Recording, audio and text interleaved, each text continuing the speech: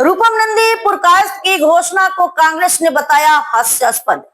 सिलचर जिला कांग्रेस ने आक्सा संगठन के नेता रूपम नंदी पुरकायस्थ द्वारा प्रदेश अध्यक्ष गौरव गोगोई को बराक में प्रवेश से रोकने की घोषणा को हास्यास्पद बताया है।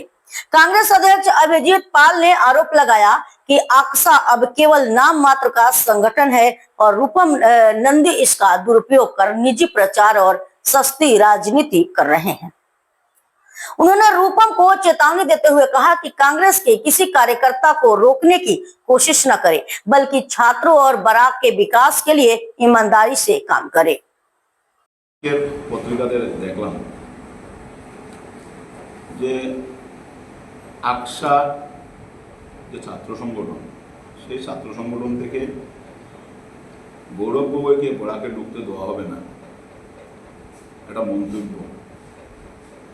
সেই মন্তব্যের আমি মনে করি না যে জেলা কংগ্রেস সেটাতে প্রতিবাদ করাটাও ঠিক সুন্দর লাগছে না। কারণ আকসা জন্মলগ্ন থেকে আকসা শিলচর হাইলাকান্দি করিমগঞ্জ নিয়ে বরাকের স্বার্থে বিশ্ববিদ্যালয়ে কেন্দ্রীয় বিশ্ববিদ্যালয়ে স্থাপনের দাবিতে বরাকের প্রত্যেক মানুষ সেটাতে স্বতঃস্ফূর্ত সমর্থন করেছিলেন এবং সবাই সমর্থনে বরাকের স্বার্থে বরাকে কেন্দ্রীয় বিশ্ববিদ্যালয় স্থাপনের দাবিতে সেই আকসা নামক ছাত্র সংগঠনের জন্ম হয়েছিল। ধীরে ধীরে ধীরে সেই ছাত্র সংগঠনের যখন দাবিতে অনেক আন্দোলনের ফলে বরাকের মানুষের আন্দোলনের ফলে আমরা কেন্দ্রীয় বিশ্ববিদ্যালয় পেয়েছিলাম। সেই সময় যারা আকসার প্রতিষ্ঠাতা সদস্যরা ছিলেন, প্রতিষ্ঠাতা যিনি ছিলেন প্রদীপ্ত রায় মহাশয় থেকে শুরু করে আরও অনেক ছিলেন, মহেন্দ্রলাল শ্রীবাস্তব থেকে শুরু করে শিলচর শহর তথা হাইলাকান্দি করিমগঞ্জে সেই প্রবীণ ব্যক্তিদের প্রত্যেকের গণ আন্দোলনের ফলে আমরা কাছাড় জেলাতে আমরা এখানে বিশ্ববিদ্যালয় পেয়েছিলাম। এবং তখন থেকে আকসার আমি যতটুকু জানি আকসার যে চিন্তাধারা নিয়ে আকসার জন্ম হয়েছিল সেই আকসার চিন্তাধারা ছিল যে সবসময় বরাকের স্বার্থে, বরাকের উন্নয়নের স্বার্থে, বরাকের বাংলা ভাষাভাষীদের স্বার্থে সবসময় আকসা একটা নেতৃত্ব দিয়ে গিয়েছিল।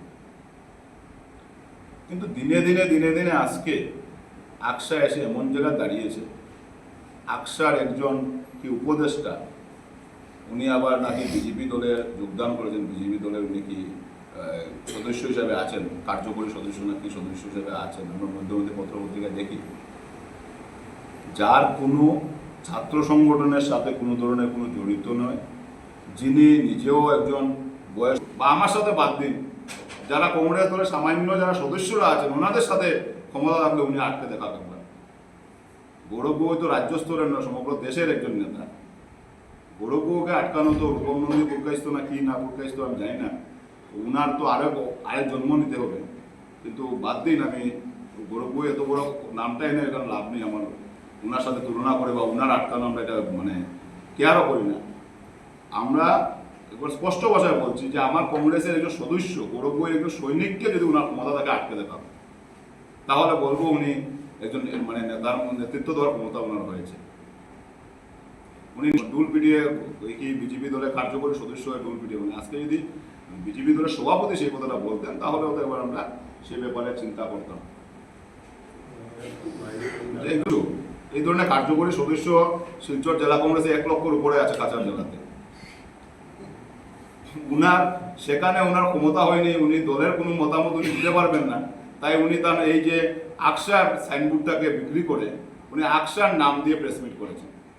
আর আমি জানি না, আমি সাংবাদিক বন্ধুদের কাছেও আমার একটা অনুরোধ থাকবে যে আপনারা কেউ নাম দিয়ে এই ধরনের নিউজ ফলো করার আগে উনার একজন ব্যক্তিত্বটা একবার দেখবেন, এটা আমার অনুরোধ থাকবে। যে কোনো মানুষের নামে যদি উনার যদি একটা নিউজ, মানে আপনাদের উপর মানুষ ভরসা করে, আপনাদের সংবাদের উপর মানুষ অনেক ভরসা করে, এই সংবাদটা যখন মানুষে পড়ে বা যখন টিভিতে দেখে বা মোবাইলে দেখে তো মানুষের অনেক বিশ্বাস হয়। আমরা জানি যে ব্যক্তিটা আপনাদের এখানে প্রেসমিট করেছেন সেই ব্যক্তিটা ক্ষমতা কতটুকু, সাধারণ মানুষ এটা বুঝতে পারবে না, আপনাদের উপর বিশ্বাস করে। তাই আপনারা, আমার অনুরোধ থাকবে, এটা আমার সাজেশন আপনাদের কাছে, যে কোনো ব্যক্তির প্রেসমিট করার আগে সেই ব্যক্তিটা সম্বন্ধে একটু আপনারা বিবেচনা করবেন। এই ধরনের একটা ব্যক্তি কথার উপর এত বড় নিউজ ফলাও করে আর সেটা নিয়ে একটা বিরাট বরাক উপত্যকায় আটকে দেবে গৌরব গগৈকে, এটা হাস্যকর ব্যাপার।